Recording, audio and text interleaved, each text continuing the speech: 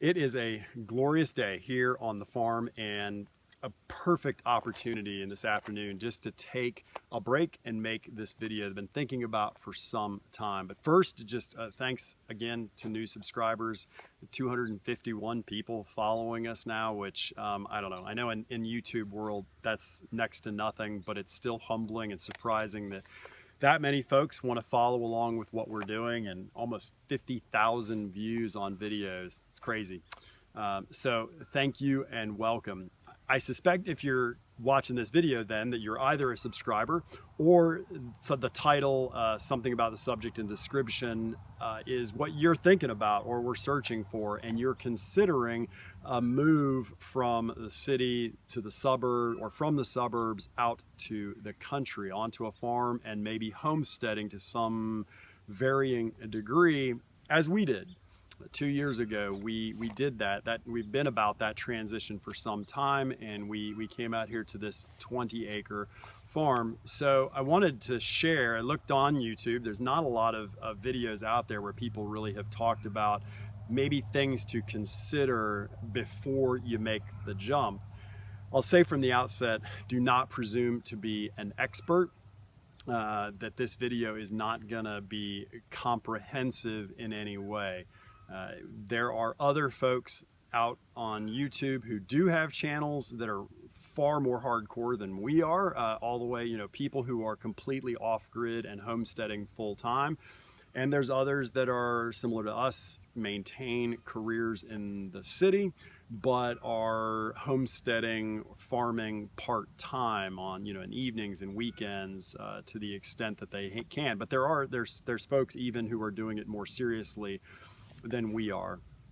But I don't think that necessarily diminishes the opportunity or the possibility that I could share some insights that we've had in this time.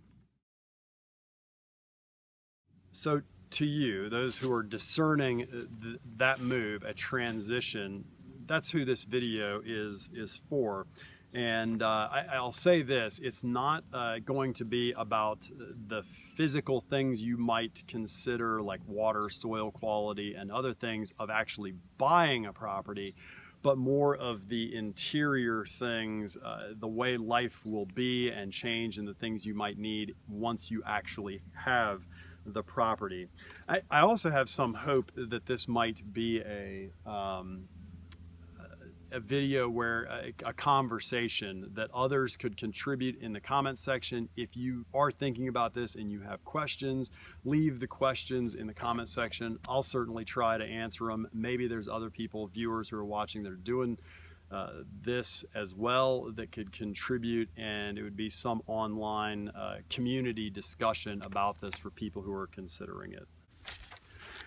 Okay, so I thought we'd look at this from three perspectives: time, talent, and treasure. As Christians, that's how we think about a life, how we contribute to a life in the church. And I thought it wouldn't be a bad way to look at life, contributing to life on a farm or a homestead.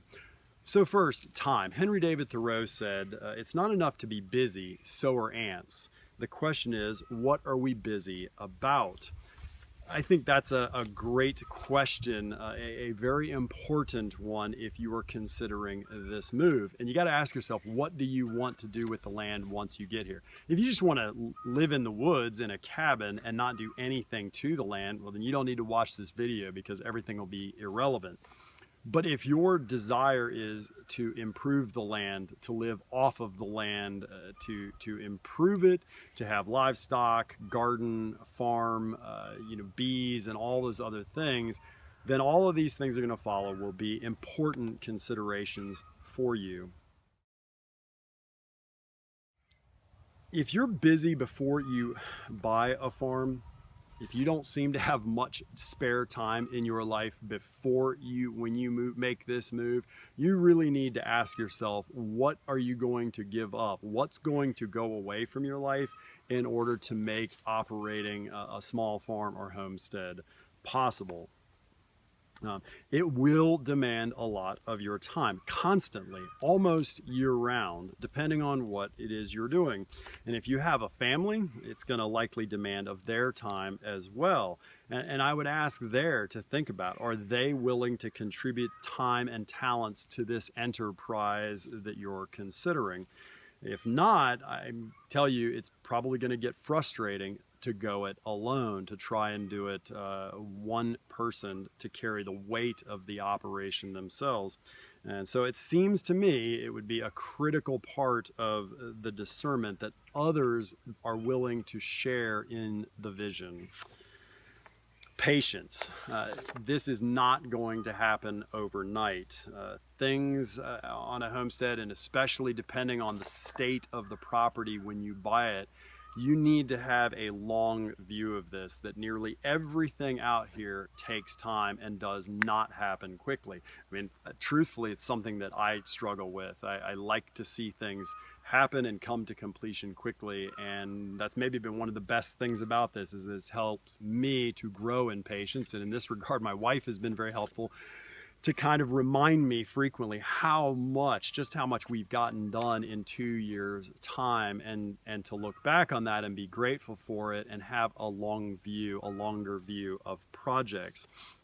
So that's going to be an important one, is patience. I would say that a farm or a homestead, if you've not done this before, it's going to demand time of you often when you least have it. I mean, there will be times in the year when things have to be done at a certain time. I mean, they must be done, and they'll be very time consuming. And it's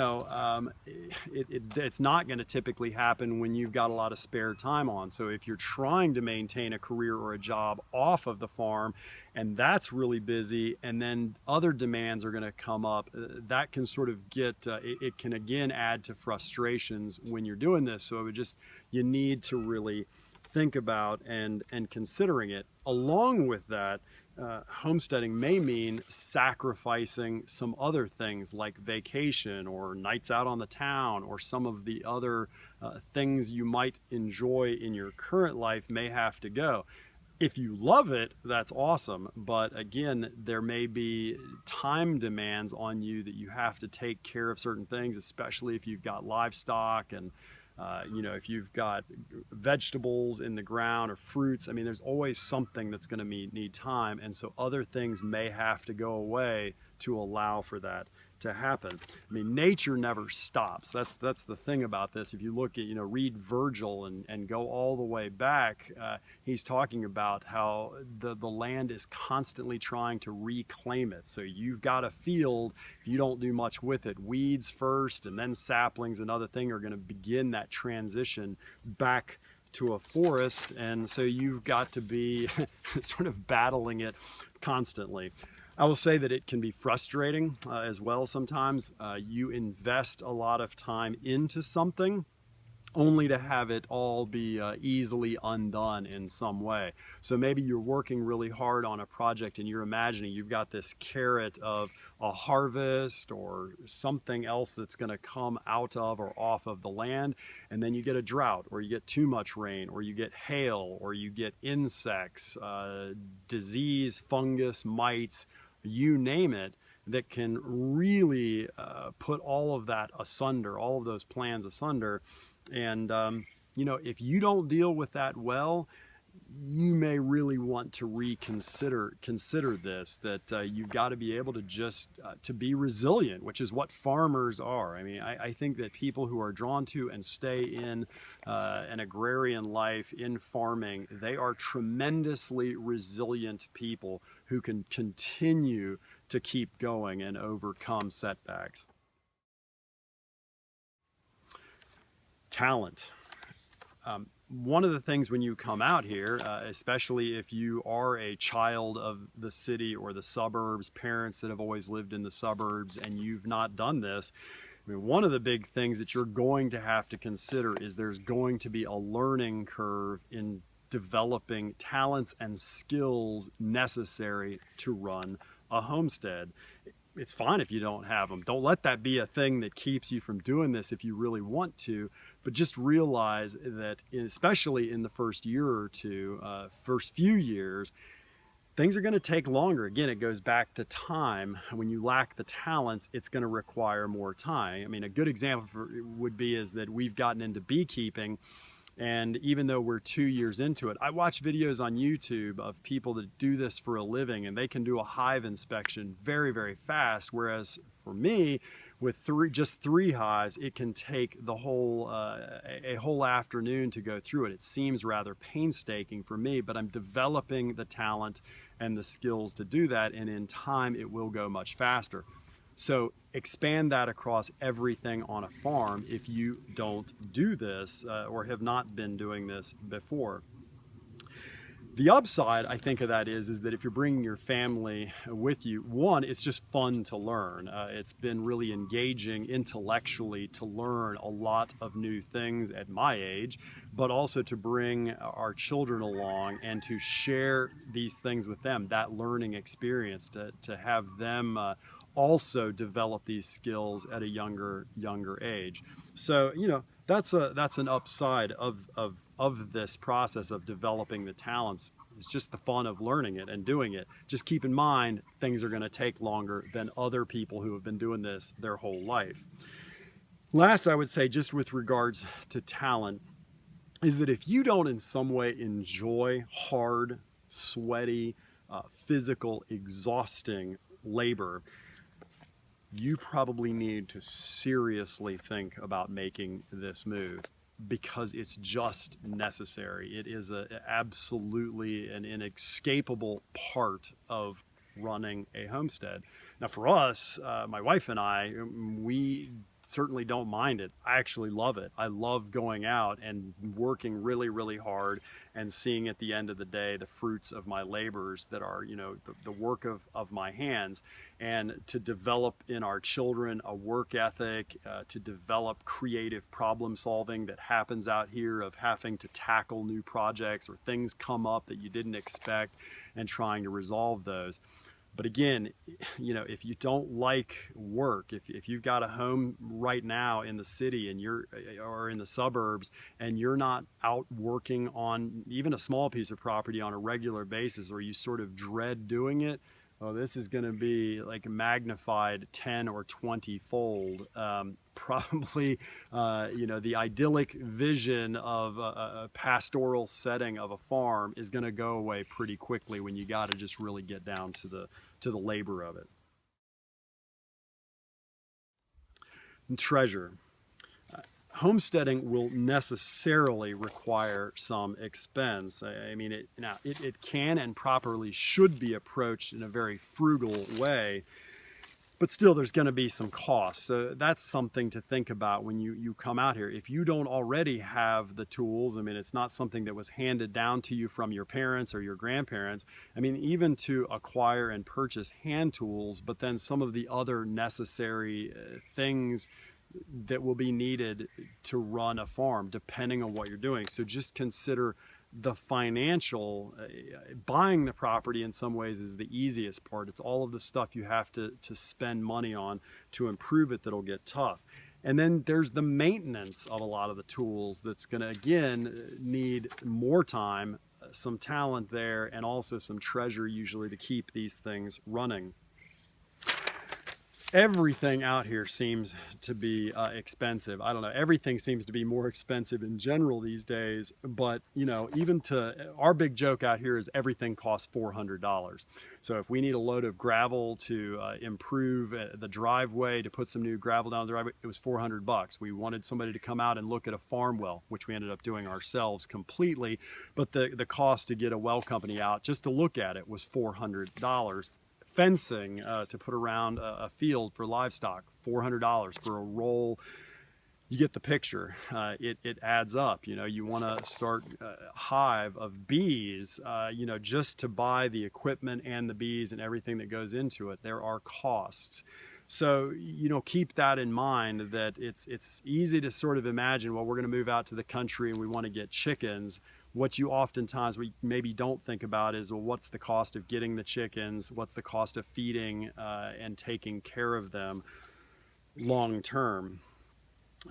Another thing to think about is depending on how far out you move in order to get to the land, you may increase just basic things like gas cost. Right now, gas prices are really low, but if they were to go back up again and you have to get into town, one, if you're doing as we are, which is you have to get back to work, your gas prices are going to go up every month, as well as cost to go get staples, groceries, and get into Tractor Supply and Lowe's. Think about that too, is how close are the resources that you're going to need when trying to get your farm or your homestead up and running and improve it. A little thing, sometimes if also you're thinking the impact sometimes of your financial investment, if you've got a very small property right now in the suburbs, 10 to maybe a tenth of an acre or a quarter of an acre, when you spend money and put it into your land, it makes a pretty dramatic impact when it's a small place. I mean, I'm just thinking in terms of landscaping, but when you come out here and you've got 20 acres, that same investment seems like a drop of water in the ocean. It's like it just disappears pretty quickly. So think about that. Last, just with regards to the treasure, let me put to rest, if you have ideas that you're going to move out and start making money off of a farm, you need to really do some research on that. I mean, just look at the state of agriculture in the United States. There are a lot of people out there who are dedicated, several generations of farmers, families that do this day in and day out, and they're struggling to survive. They're struggling to make ends meet. And if you were to do this, even if you could break even on some things like, say, raising chickens and selling eggs just to offset feed costs, you need to really think about that. So if that's part of it, is that you think you're going to do this and make money, it's probably not going to happen. Of course, what you are going to get is pasture-raised chicken eggs, which are going to be much better for you, livestock, which how they're being treated and taken care of and what's being done to them. Where the food is coming from that you are eating, and you are a part of that process. You are not removed from it. So that's an invaluable return on investment for us, but something to consider. All of these things said, we could not be happier with the move we made. We are so, thrilled with this. We love this farm. We love life on the land, this agrarian life that we are living. It has been enriching to us personally, spiritually. Our family, I think, is benefited from it as well. And we've not looked back on it.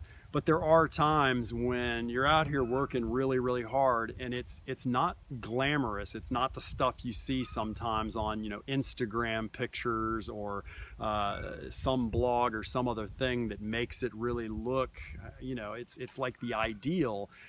You don't see some of the difficult and challenging things. And again, when I looked around on YouTube, I don't see people really maybe giving a lot of feedback or suggestions to people considering it, of how this is going to actually you're going to live this out once you get the property.